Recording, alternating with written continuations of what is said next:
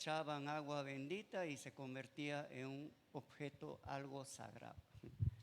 Bueno, vamos a ver en esta mañana precisamente este acontecimiento a la luz de la palabra, lo que nos enseña la palabra del Señor respecto a este acontecimiento históricamente, ¿no? Que ya antecede lo que estaríamos llamando por Semana Santa, donde recordamos el sacrificio, la obra de nuestro Señor de una manera tan evidente, ¿no? Y tan especial. Vamos a orar, hermanos, vamos a orar al Señor para pedir su bendición en este día. Padre, te damos gracias por reunirnos aquí en tu casa, alrededor de tu palabra, para, Señor, aprender de ella y también para escuchar tu voz, para escuchar tu palabra. En todo lo que tú tengas, Señor, que decirnos, háblanos, guíanos, instrúyanos, enséñanos. Tú conoces nuestros corazones, nuestras vidas, todo, Señor, lo que sentimos, pasamos, vivimos, tú lo sabes todo. Y es la razón por la que venimos a ti. Abrimos nuestro corazón para recibir, Señor, tu palabra. Oramos que ella venga de ti, que seas tú hablándonos en este momento. En el nombre bendito de Cristo Jesús. Amén. Bien, hermanos. Siempre la llegada, ¿no?, de algún personaje importante a un determinado lugar, algún pueblo, alguna localidad, sobre todo si es alguien importante, muy popular, de repente muy significativo, ¿no?, para ese pueblo, esa comunidad, ¿no? Hay toda una expectativa, ¿no? Sobre todo hay incluso hasta celebración, emociones, alegría, júbilo para recibir a este personaje. Hay todo un preparativo con anticipación. Algo creo que ha ocurrido aquí hace mucho tiempo cuando llegó un conocido deportista, ¿no?, acá a Trujillo. Me parece que han ido muchas personas a recibirlos allí con carteles, de repente polos, no sé. Pero siempre, ¿no?, estos acontecimientos, cuando van a recibir a alguien que no es alguien muy común, ¿no?, y tampoco es algo que ocurre con mucha frecuencia, ¿no? Son eventos relevantes, tal vez que se dan en un momento importante de la vida o de la comunidad. Precisamente, ¿no?, es algo trascendente. Algunos esperan este acontecimiento porque esperan recibir algo especial, algún beneficio, algún bienestar que trae este personaje, ¿no? Otros a veces van por curiosidad, sencillamente, tal vez se acogen al evento que está suscitándose, ¿no? Y vamos a ver en esta mañana precisamente el ingreso de nuestro Señor Jesucristo a Jerusalén. Fue precisamente un evento, ¿no?, un acontecimiento único en el cual muchas multitudes que fueron a recibir al Señor lo hacían con honores, lo hacían precisamente con expresiones de reconocimiento al Señor, con algunos títulos en el cual ellos estaban tributando este recibimiento al gran rey, ¿no?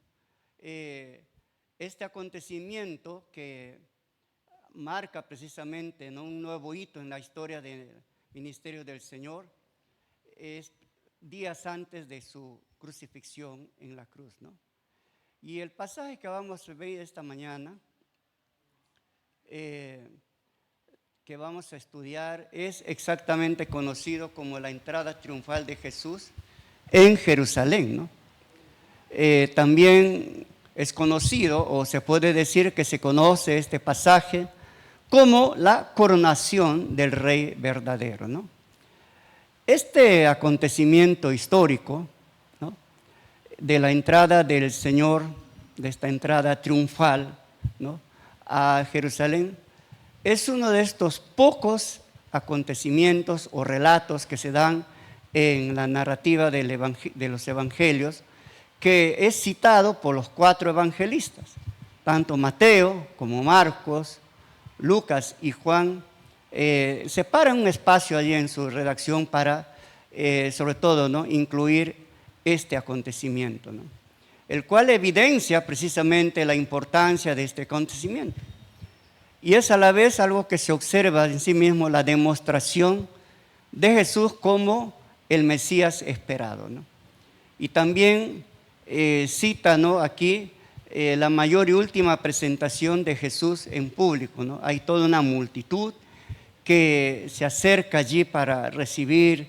Habían justamente unos días antes de la celebración de la Pascua, se habían dado cita en ese lugar, ¿no?, para esta celebración, judíos que venían de diferentes rincones de Roma, del imperio, para esta celebración, ¿no?, que era precisamente muy conocido por los judíos en cuanto a hacer memoria, a recordar, a celebrar la liberación que tuvo la nación de la esclavitud en el imperio egipcio, ¿no?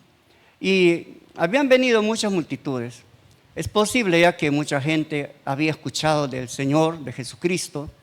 Precisamente también Juan cita allí este acontecimiento de la resurrección de Lázaro.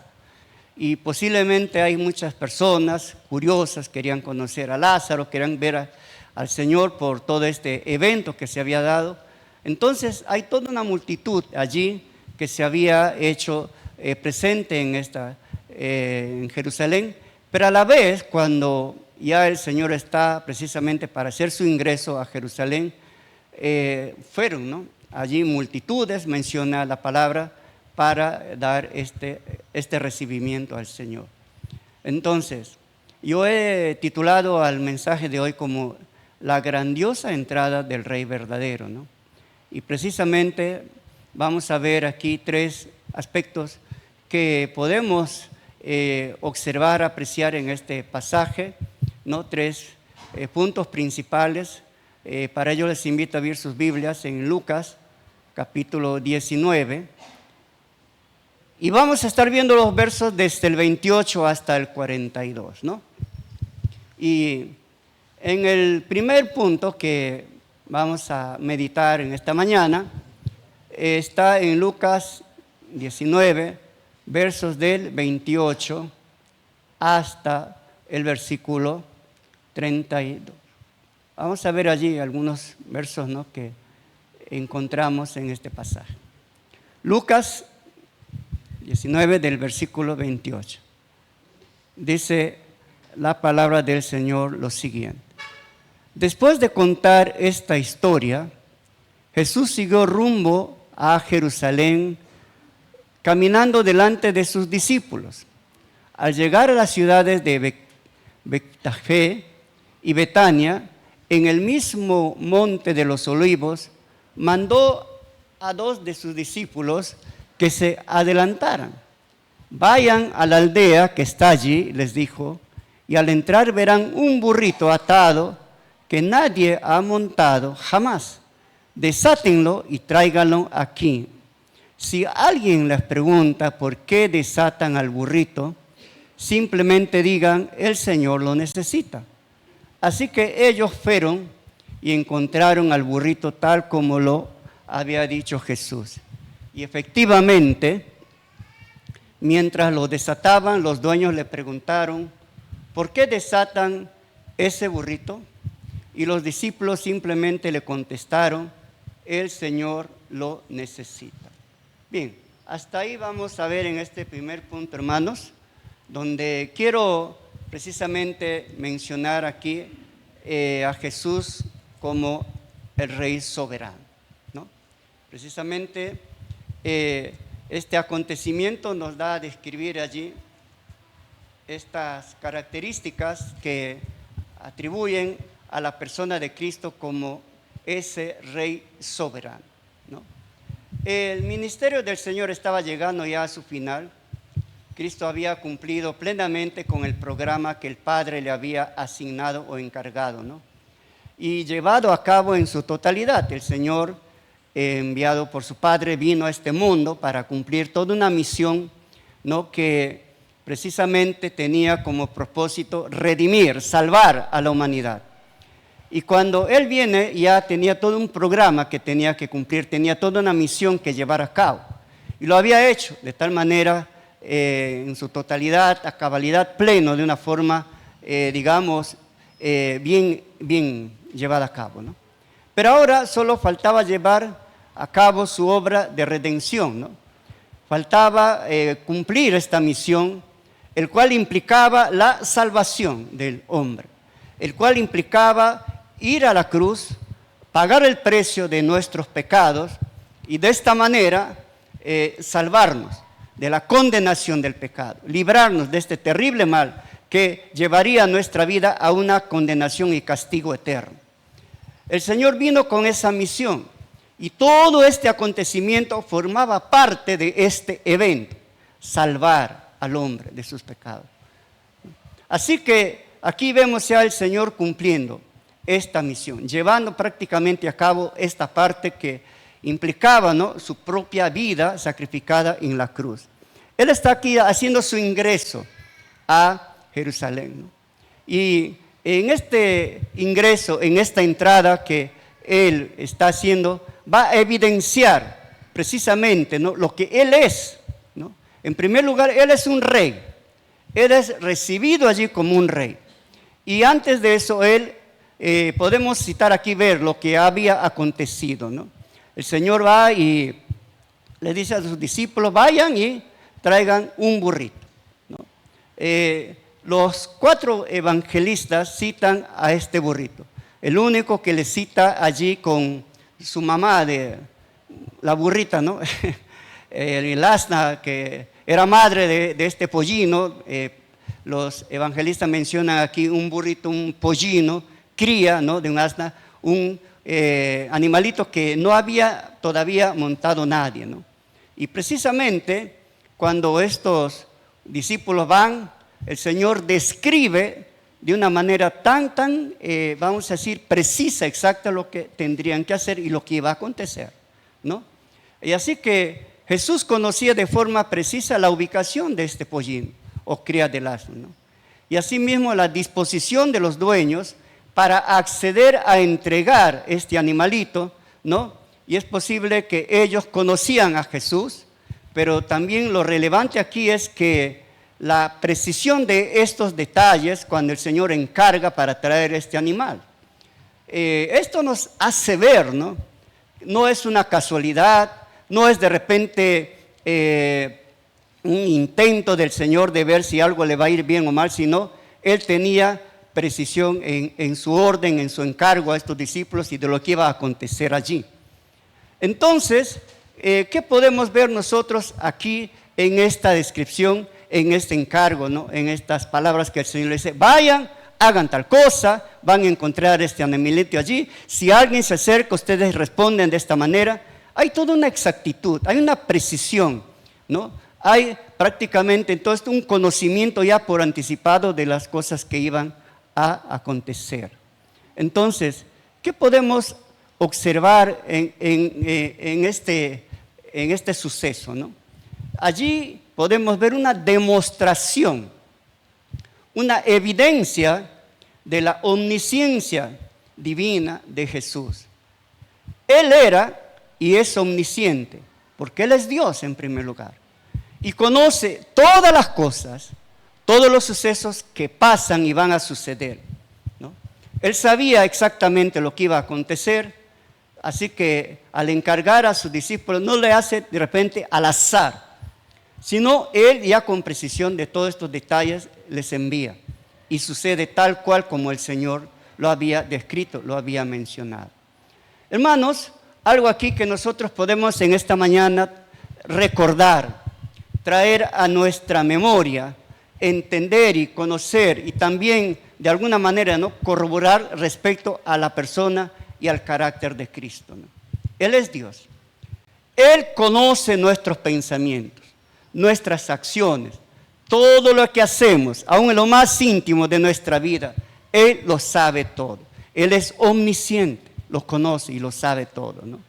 El Salmo 139, versículos del 1 al 6, versa de la siguiente manera. Por favor, acompáñenme en su cita. Señor, tú me examinas y me conoces. Sabes cuándo me siento, cuándo me levanto. Aún a la distancia me lees el pensamiento. Mis trajines y descanso los conoces todo. Todos mis caminos te son familiares. No me llega aún la palabra a la lengua cuando tú, Señor, ya lo sabes todo. Tu protección me envuelve por completo. Me cubres con la palma de tu mano. Conocimiento tan maravilloso rebasa mi comprensión, tan sublime es que no puedo entender.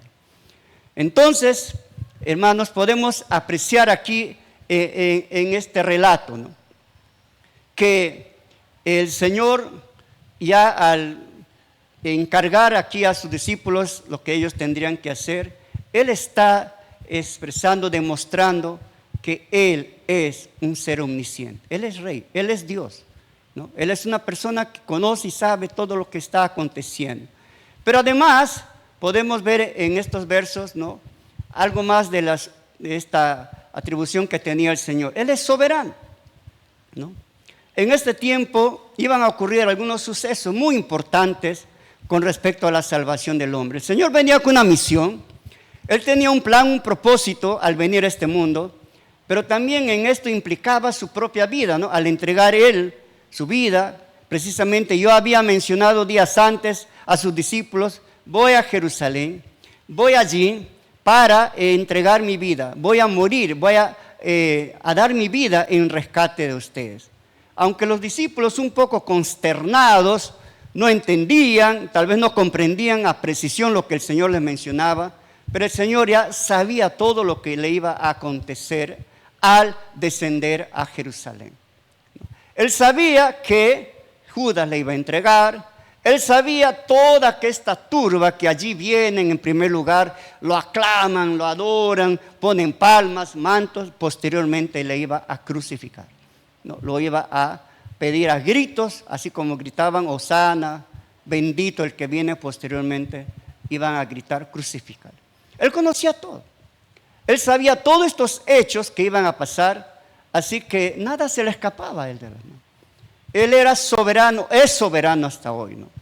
Y precisamente, ¿no?, él era consciente de todo esto y él conocía todas las cosas, ya que por anticipado iban a acontecer y estaban todo ello bajo su control.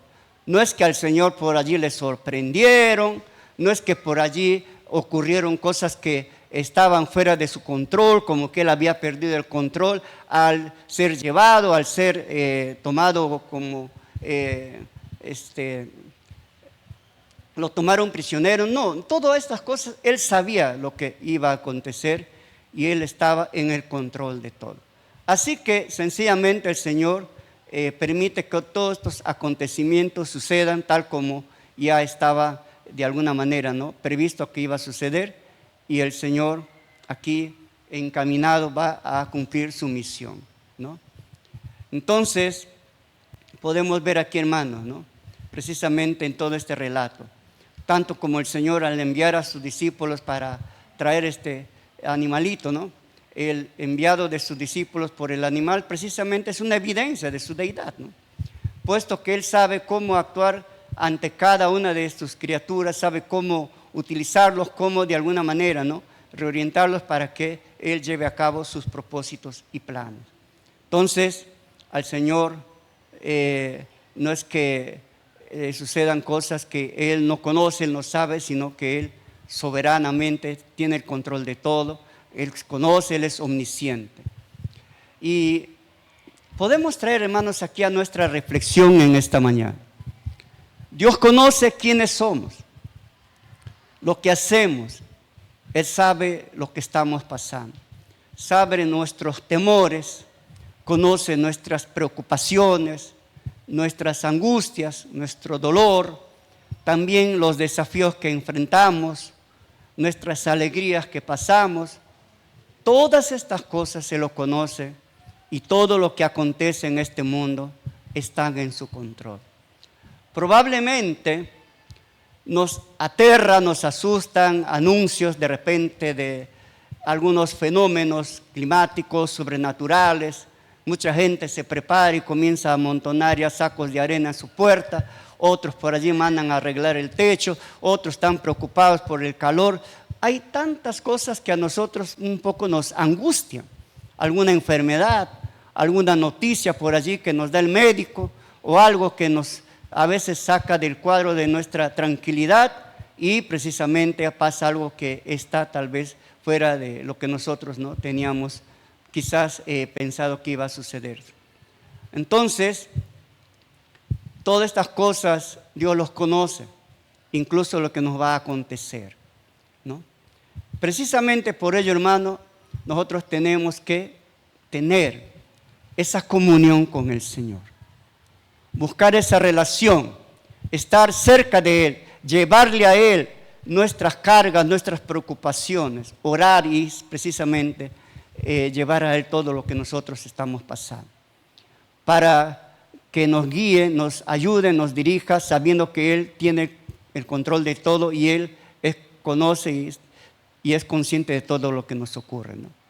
Entonces, el Señor sabía lo que iba a ocurrir con Él, Él sabía todo lo que estaba precisamente ocurriendo, pasando, pero Él continúa con su misión, ¿no? Él ha venido con ese propósito.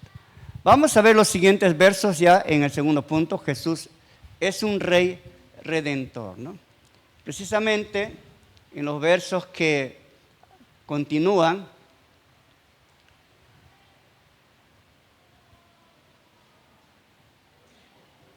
desde el versículo 34 en adelante, dice lo siguiente: se lo llevaron pues a Jesús, luego pusieron sus mantos encima del burrito y ayudaron a montarse.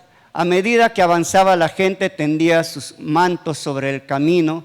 Al acercarse él a la bajada del monte de los Olivos, todos los discípulos se entusiasmaron. Comenzaron a alabar a Dios por tantos milagros que habían visto. Gritaban: bendito el Rey que viene en el nombre del Señor. Paz en el cielo y gloria en las alturas. Algunos de los fariseos que estaban entre la gente reclamaban a Jesús: Maestro, reprende a tus discípulos. ¿Qué menciona el Señor? A ver, lean ustedes fuerte allí. Pero, el último verso. Pero él le respondió: les aseguro que si ellos callan, ¿qué va a suceder? Van a aclamar las piedras. Interesante, ¿no? La creación adora al Señor. Bien, hermanos, aquí vamos a ver un par de cosas también de lo que está aconteciendo, ¿no? Jesús, al hacer su ingreso allí en un burrito, ¿no? Él entra aquí en un animalito que ni siquiera es de él, es prestado, ¿no? También un animal que nadie había utilizado, nadie lo había montado, ¿no?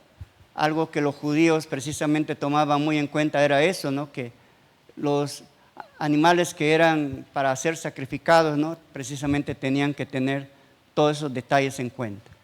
Entonces el Señor entra aquí en este animalito, destacando de esta manera su realeza mesiánica y su humildad.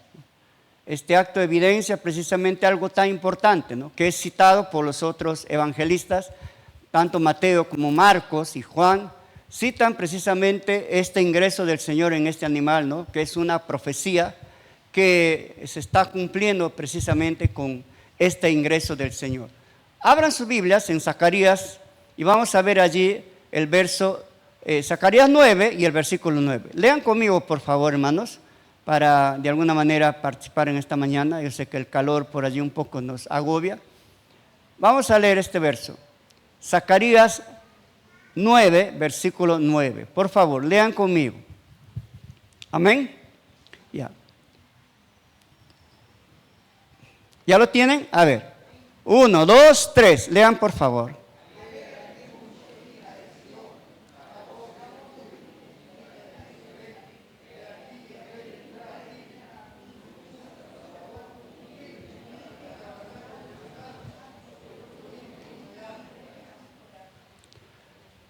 Bien, el Señor al ingresar en este pollino está de alguna manera, ¿no?, llevando a cumplimiento lo que esta profecía de Zacarías lo había, ¿no?, mencionado anteriormente. Hay allí ya un anuncio a través de este profeta de un acontecimiento que iba a suscitarse en evidencia de lo que estaría, ¿no? Trayendo esta redención, esta salvación para el pueblo de Israel y para el mundo entero, ¿no? Aquí hay toda una algarabia, dice, grita de alegría, hija de Jerusalén, ¿no? Mira, dice, tu rey viene hacia ti, justo, victorioso y humilde, montado en un burrito, ¿no? En un burrito, en una cría de asna. Entonces, el Señor vino precisamente como el Mesías de Dios. No es esto una casualidad o un capricho, de repente algo por allí que el Señor le da por ingresar en este burrito. Sencillamente el Señor lo que está haciendo aquí es dar cumplimiento a esta profecía que se había mencionado anteriormente en el Antiguo Testamento, ¿no? El ingreso a Jerusalén como el Rey Redentor, este acto deja precisamente ver con mucha precisión el cumplimiento de esta profecía, ¿no? Afirmando de esta manera el cumplimiento tan exacto de esta profecía mesiánica que está aconteciendo, ¿no? No es esto algo desconocido por las multitudes. Cuando las multitudes habían escuchado de los milagros, habían visto muchas de las obras del Señor, habían incluso comprobado muchas, sobre todo, ¿no? en estas experiencias en todo el ministerio del Señor, habían de alguna manera evidenciado, habían visto, ¿no? con bastante admiración y con bastante expectación todo lo que el Señor estaba pasando. Así que ellos reconocieron precisamente, tomando en cuenta, ¿no? este cumplimiento de esta profecía, ellos reconocían que el Señor que venía, ¿no? Jesucristo, que hacía su ingreso aquí a Jerusalén, era el Mesías esperado, ¿no? Y precisamente, ¿no? Esa es la razón por la cual ellos van a exclamar, van a dar aquí al Señor un recibimiento bastante relevante, bastante significativo, ¿no? Entonces, no es desconocido por las multitudes judías que el Señor precisamente hacía su ingreso como rey, dando cumplimiento aquí a un acontecimiento mesiánico que está suscitándose, ¿no? Por tanto, ellos responden con exclamaciones, y las exclamaciones que ellos dan no son expresiones tal vez sueltas o por allí al azar, sino son exclamaciones de títulos que estarían prácticamente a la altura, ¿no? del Mesías que es Cristo, ¿no? El Rey del universo hace aquí su ingreso a Jerusalén, ¿no? la capital de Judá, e ingresa en un burrito prestado, ¿no? que nadie lo había montado. El Señor allí, evidenciando su humildad, hace su ingreso precisamente camino al Calvario, ¿no? Ahora, es curioso ver aquí lo que está pasando, ¿no? Se está dando cumplimiento de una profecía que ya evidenciaba, se había mencionado acerca de la llegada del Mesías.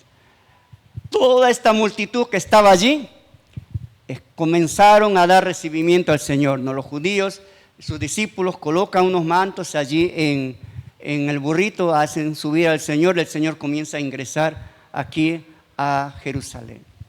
Y en todo este camino comenzaron a venir estas multitudes, ¿no? Precisamente aclamando y dando expresiones de júbilo, de alegría, en reconocimiento al ingreso y a la llegada del Mesías. Entonces, este recibimiento con júbilo, con alegría y celebración, llevaba a aquellos que hacían, comenzaban a extender sus mantos en el piso, en el suelo, para que el Señor pasara por allí como un tipo de alfombra, ¿no? Comenzaron a cortar algunas ramas, palmeras allí y a quitar un recibimiento que era precisamente algo que se hacía a la alta nobleza. Estos actos, este tipo de celebración, era algo que se hacía solamente a las personas que eran nobles, personas muy distinguidas, ¿no? Y esto demuestra que estos judíos de alguna manera reconocían a Jesús, le estaban concediendo el derecho de ser rey, ¿no? Precisamente es la razón por la que ellos comienzan a alabar, comienzan a exaltarle, incluso a adorarle, ¿no? Estas exclamaciones ahí se ven 3 dichos que son bastante significativos, ¿no? Uno de ellos, Hosana. Lucas no expresa esta expresión, lo cita Mateo, Marcos e incluso Juan, ¿no? Esta expresión de Hosana, que ellos decían, Hosana, bendito el que viene en el nombre del Señor, era una expresión que significa Hosana, sálvanos, ahora, ¿no? Los judíos estaban viviendo un tiempo de esclavitud, un tiempo de opresión. Ellos vivían momentos que estaban bajo el dominio de un imperio, ¿no?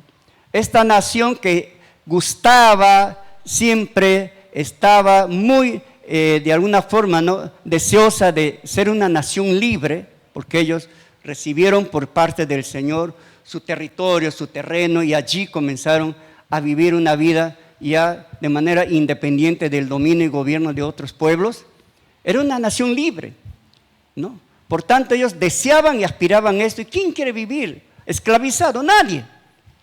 Así que ellos esperaban al Mesías, que Él venga para liberarlos, ¿no?, del dominio romano. Así que ellos consideran que aquí llega el Mesías y dicen, ahora, por fin llega nuestra salvación. Ya vamos a ser libres. Estaban felices, ¿no? Y esas son las exclamaciones que ellos gritan. Sálvanos ahora, o nuestra salvación ya está presente, ¿no? Bendito al Hijo de David, ¿no? Son expresiones que demuestran claramente que esta multitud reconocía, ¿no?, la declaración mesiánica de Cristo sobre sí mismo. Cuando el Señor hace su ingreso aquí a Jerusalén, de alguna manera, Él había esperado todo este acontecimiento, que toda esta multitud, precisamente allí, al acercarse, y recibirle, ¿no?, el Señor acepta y recibe esto, y de alguna manera está allí Él también declarando que Él es el Mesías que Dios había enviado para salvar a la humanidad. Está allí el Rey llegando, ¿no? Está allí el Señor ingresando, el Salvador del universo haciendo su ingreso a esta ciudad, ¿no?, a este lugar, Jerusalén, ¿no? Hermanos, yo siempre me he preguntado, ¿no?, si este recibimiento, que es tan esplendoroso, tan hermoso, tan especial, ¿no?, es como cuando tú llegas a tu casa, la esposa te recibe con tanto cariño, te abraza, te besa, te apachurra, y después te da cachetadas, ¿no? Jesús posiblemente quedó consternado, aunque él ya sabía lo que estaba ocurriendo. Toda esta multitud allí, en una tremenda algarabia, exclamación, ¡oh Jesús bendito! ¡Oh Señor! ¡Hosana bendito! Hay toda una celebración, hay expresiones de alegría, posiblemente muchos danzaban, muchos saltaban, sacudían las palmeras, sacaban los mantos, que eran una prenda muy especial, los ponían al suelo, para que el Señor entrara e hiciera su ingreso a esta nación, ¿no? ¿Qué esperaban ellos? Precisamente, ¿a qué se debe toda esta emotividad, este jubileo, esta alegría, ¿no? Alguien que tenía esperanza de que Jesús ya comenzaría a reinar allí, inmediatamente, la nación, librarlos de la operación romana. Ellos esperarían que el Señor, haciendo su ingreso en este burrito, iría y comenzaría allí ya a, precisamente, ¿no?, librarlos de todo este dominio romano. Políticamente ellos tenían en mente que el Señor haría una guerra, no sé qué haría, pero ellos tenían en mente que Jesús ya entraría allí a sentarse en su trono, en el trono de David. Ellos esperaban que toda esa prosperidad que ellos tuvieron con David, con Salomón, donde fueron esos tiempos gloriosos de Jesús, ¿no?, de la nación de Israel, precisamente como nación políticamente, económicamente, ¿no?, incluso estaban en una buena relación con el Señor, gozaban de mucha prosperidad, eran felices, eran prósperos, eran precisamente una nación libre, una nación que gozaba de beneficios, de bienestar, todo ello. Pero ahora estaban esclavos allí, dominados. Pero eso era por consecuencia de su pecado, ¿no? la desobediencia, el rechazo, la idolatría y todo lo que esta nación constantemente abrazaba y caían en ellos, siempre les llevaba a estar allí dominados, ¿no?, por consecuencia de sus castigos. Así que ellos esperaban un rey político, alguien que les resolviera sus problemas temporales y disfrutaran de toda una vida plena pero temporal. Ellos no entendían precisamente el plan redentor del Señor, ¿no? Jesús vino a salvar al hombre, ¿no?, pero no solamente a librarlo en cierta forma, ¿no?, de todas estas dificultades que pasaban. El Señor venía para salvar al hombre de algo mayor, del terrible problema del pecado, el cual lo condenaba y le llevaba a él, ¿no?, precisamente a un castigo y a una muerte eterna. Bien, a veces nosotros esperamos eso, ¿no? Muchas personas se acercan al Señor buscando una solución inmediata de alguno de sus problemas, y cuando ven que esto no sucede, se van, reniegan, dejan prácticamente, ¿no?, hasta de creer en Dios. Se apartan, se enojan con Dios, se enojan porque el Señor tal vez ha respondido, ¿no?, a sus peticiones o a sus necesidades o a lo que ellos estaban solicitando. Entonces, yo no sé cuál será nuestra actitud de nosotros, el hecho de estar aquí. Aprecio ver la vida de muchos hermanos que conozco de hace años, ¿no?, que han entregado su vida a Cristo, perseveran aún en medio de las dificultades, de las cosas que tenemos que pasar, ¿no? Cuando yo entregué mi vida a Cristo estaba bien, mis canillitas estaban bien, pateaba bien la pelota, jugaba al arco, no me podían meter gol, me sentía bien. Pero cuando tuve que pasar una prueba difícil, cuando me enteré de que mis piernas no volverían a caminar como antes, fue algo muy duro. Me sentí confundido, consternado. Mi pregunta era: Dios, ¿qué has hecho con mi vida? Y hermanos, a veces no es tan sencillo aprender a confiar en el Señor en esos momentos difíciles de la vida, ¿no? A veces no es tan fácil, muchas veces, cantar cuando sientes dolor, adorar cuando te sientes tal vez con terror, con temor. Tal vez no es muy sencillo orar cuando te sientes abatido y sientes toda una carga allí que agobia tu vida. Tal vez ves al hijo enfermo allí y no sabes qué decirle a Dios. Sencillamente quieres que Él salve. O tal vez hay un problema en la familia. Sientes que el matrimonio está ya ahí por destruirse. Sientes que los hijos se sublevan. Sientes que no hay dinero. Ves la cartera, las ollas vacías. Pasamos muchas cosas difíciles en la vida. Y ese es precisamente el momento más oportuno, más maravilloso, más especial para aprender y confiar en Dios. ¿Sabe por qué? Porque cuando Él responde, nos vamos a sorprender, ¿no? Recibir paz en medio de un corazón turbado, en medio de un mundo que te atribula, sentir esa tranquilidad, esa calma, esa confianza, esa seguridad en medio de esos momentos de oscuridad es maravilloso, es celestial, es sublime. Cuando uno viene y recibe de Dios eso, es algo que no es natural, es algo sobrenatural. Dios obra así. Y Dios quiere que nosotros aprendamos a confiar en Él en todo momento. Es fácil creer, cantar, alabar, incluso hasta saltar de alegría cuando todo va bien, cuando todo nos va bien. Y a veces cuando apenas pasamos una prueba, nos hundimos, nos abatimos y nos sentimos a veces en un pozo. Los salmistas evidencian estas experiencias. Usted lee un salmo y ven que este salmista está en la cumbre, está de repente allí en toda una expresión de adoración. lees el siguiente Salmos, hay todo un clamor de desesperación. El salmista clamando, Dios, sálvame, sácame de este momento de dificultad, ayúdame. Entonces es como que uno vive arriba y abajo algunas veces en nuestra vida. Pero lo importante detrás de todo esto es no quedarnos derrotados. Amén. Cuando uno queda derrotado, de alguna manera estás dando lugar al enemigo, estás dando lugar a que Dios no es suficiente para sostenernos en medio de las pruebas, ¿no?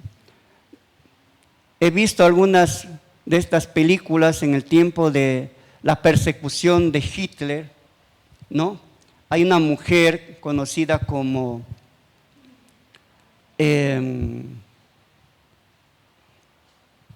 Colleen ten Boom. Ella y su familia albergaban, eran de Holanda, y ellos albergaban a su familia en su casa, sobre todo a los judíos, en tiempo que comenzó la persecución de Hitler, alemán. Así que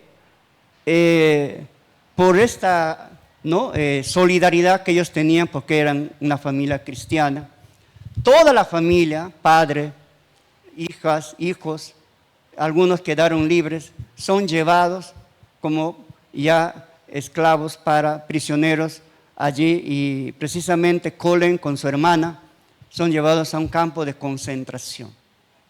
En este campo de concentración muere la hermana y ella queda libre, ¿no? Colleen, al ver precisamente que su hermana es golpeada por estos alemanes, por estos soldados allí, incluso, ¿no?, ver cómo sacrificaban la vida de las personas, cómo los mataban en esos hornos allí de gases. La hermana dice, Colleen, yo me siento que estoy en el mismo infierno. No sé cuál habrá sido la experiencia que ellos, pero yo, de solo ver algunas escenas, eran terribles, ¿no?, bastante horrorosas.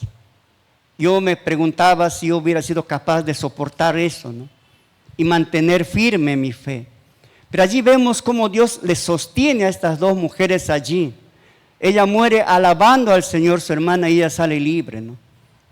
Y ella después dijo, yo no entendía el plan de Dios, por lo que tuve que vivir en esos momentos allí.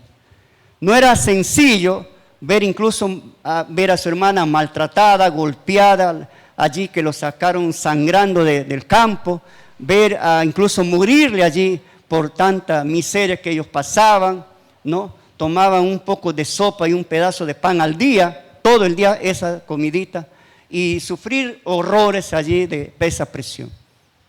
Pero ellos estaban firmes allí, ¿no?, alabando y sobre todo confiando en el Señor en esos momentos de prueba.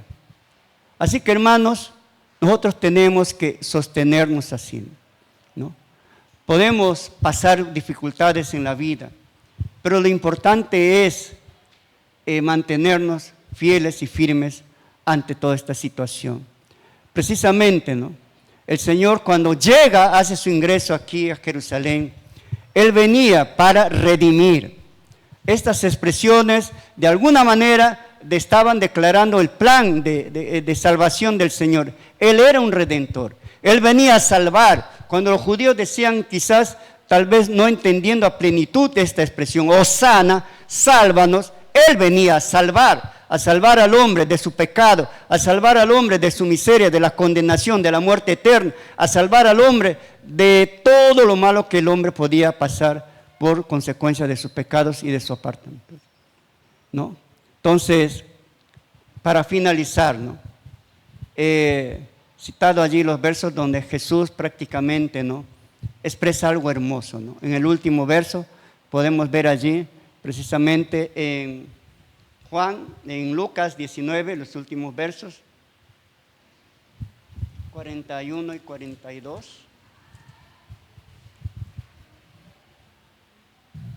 Cuando se acercaba a Jerusalén, Jesús vio la ciudad y lloró por ella y dijo, ¿cómo quisiera que hoy supieras lo que te puede traer paz? Pero eso ahora está oculto de tus ojos. Bien, hermanos, Lucas es el único que registra el lamento de Jesús por Jerusalén, ¿no? Cuyo llanto revela que Jesús conocía la superficialidad del corazón humano. De hecho, ¿no?, el estado de ánimo de estos judíos que por un momento estaban allí clamando y después están gritando, crucifícale, precisamente, ¿no?, está demostrando cómo es el hombre.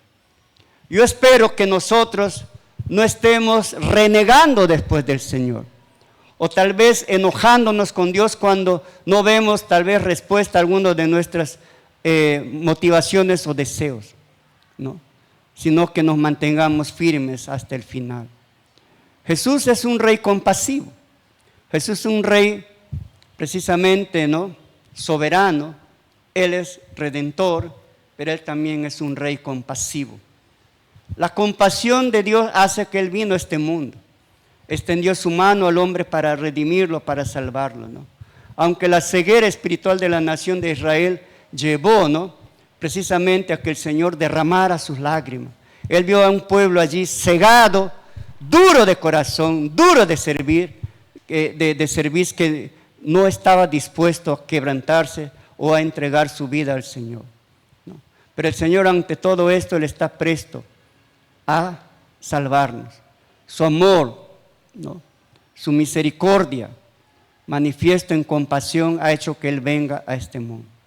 Yo espero que estos días de celebración que vienen sean tiempos para reflexionar y dar gracias a Dios por su redención, ¿no? Que realmente nuestra exclamación, nuestra adoración, nuestra alabanza no solo sea momentánea, sino permanente. No solo sea cuando todo va bien, sino en todo tiempo, ¿no? Él es digno. Él entregó su vida por ti y por mí. El Señor está siempre presto allí a sostenernos en medio de cualquier situación. Que no tengamos esa actitud como tuvieron muchas de estas multitudes. Un momento alabando y otro momento gritando, crucifícalo, ¿no? Entonces, hermanos, que podamos en esta mañana reflexionar en ello, ¿no? Él está en el control de todo. Él sabe, Él conoce todo. Nada de lo que te ocurre a ti, el Señor no lo desconoce, Él lo sabe. Por eso es que nosotros tenemos que aprender a confiar y a descansar en Él. En segundo lugar, Él vino para salvarlo. Si tú has entregado tu vida a Cristo, amén. Si no lo has hecho, debes hacerlo pronto. Él quiere salvarte. Él quiere salvar al hombre de la condenación de sus pecados, pidiéndole que venga en un arrepentimiento. Y el Señor quiere que como cristianos vivamos como esa comunidad redimida, ¿no?, creyentes que aman a su Salvador, a su Redentor. Y finalmente, no dejemos de lado, Él es un Dios compasivo. Cuántas veces hemos fallado, vengamos al Señor reconociendo su compasión y misericordia y decirle: Señor, perdóname, aquí estoy. Vamos a orar dando gracias. Señor, gracias te damos en esta hora por tu palabra. Gracias por lo que tú eres y gracias por lo que tú haces, Señor, a nuestro favor. Pedimos que sigas fortaleciendo nuestra fe y nuestra vida y nos sigas guiando, Señor, a hacer siempre tu santa voluntad. Te adoramos por la obra que has hecho en la cruz. Te adoramos por haber venido a este mundo para salvar, para redimirlo.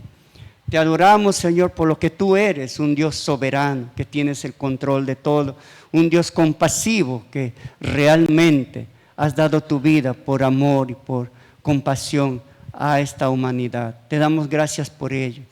Y te encomendamos, Señor, nuestras vidas, en el nombre de Cristo. Amén. Dios les bendiga, hermanos.